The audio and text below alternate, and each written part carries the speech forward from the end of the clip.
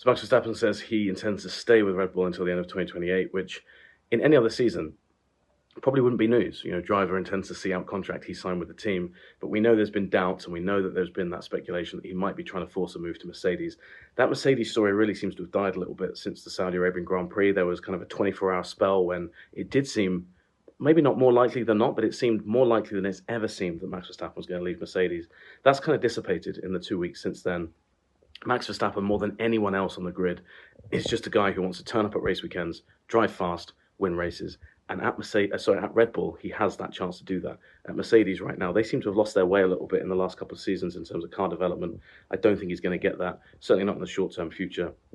And as a lot of drivers have said, he would be mad to leave that situation. I think there's still clearly some tensions at Red Bull between the Verstappen side of the team and with Christian Horner. Max Verstappen was asked today in his media session, who are the key pillars in the team, the guys that you keep saying need to stay around for you to stay around. Christian Horner was sat on the table next to where we were doing the media session.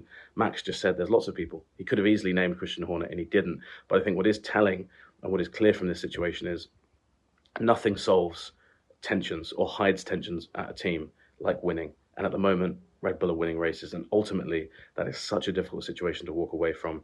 And from what I understand, Verstappen has looked at it in the cold light of day and just thought, look, there's no upside to leaving Red Bull. You'd be leaving at least one world championship on the table, maybe multiple world championships.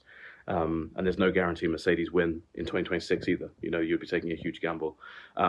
Speaking of Mercedes, I think Mercedes still have the most coveted seat right now, just because someone can replace Lewis Hamilton, who's going to Ferrari. Fernando Alonso continually is asked about that prospect, and tellingly, he's never really wanted to comment on the Mercedes situation. What he did say today is he still hasn't decided whether he wants to keep racing beyond 2024. That's when his contract ends with Aston Martin. It's obviously the oldest driver on the grid.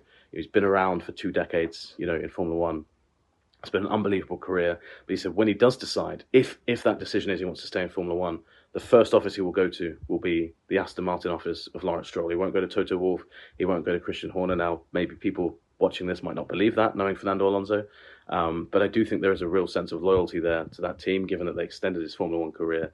And from what I understand, he's really not made up his mind if he does want to stay or not. It does seem like there's a bit of fatigue there with Fernando Alonso, and just the commitment you need, the intensity you need to stay in Formula One weighs on his mind. I think that if he really wanted that Mercedes seat, I think Mercedes would have already confirmed him in that. So I think the fact they haven't is telling to where his mind is at. On Mercedes, I think that they're still very, very much leaning towards giving youth a chance in the form of Andrea Kimi Antonelli, who is racing this year in Formula 2. He's a wonder kid from Italy. A lot of hype around him. He hasn't had the best start to his Formula 2 season, but Mercedes are monitoring what he's doing there, and I think Toto Wolff is the exact kind of team boss who would promote a young driver. He would say, look, we've backed him. They did the same with George Russell. Obviously, they've delayed that a little bit. But it's a perfect opportunity to promote a young driver and to give that guy a chance. So Antonelli's still very much in the mix. Alonso's still in the mix. But everybody right now just seems to be waiting in this driver market. There's so many seats available, so many drivers who are implicated, and so many drivers who could be in there. I mean, you've got the 2 Alpine drivers, you've got Carlos Sainz, Checo Perez. We still don't know what's going to happen with him. Daniel Ricciardo. There's loads of guys that are in this mix here, and everybody is just kind of waiting to see what happens. And I think that when we get to the European rounds of the season, that's traditionally when the silly season really ramps up.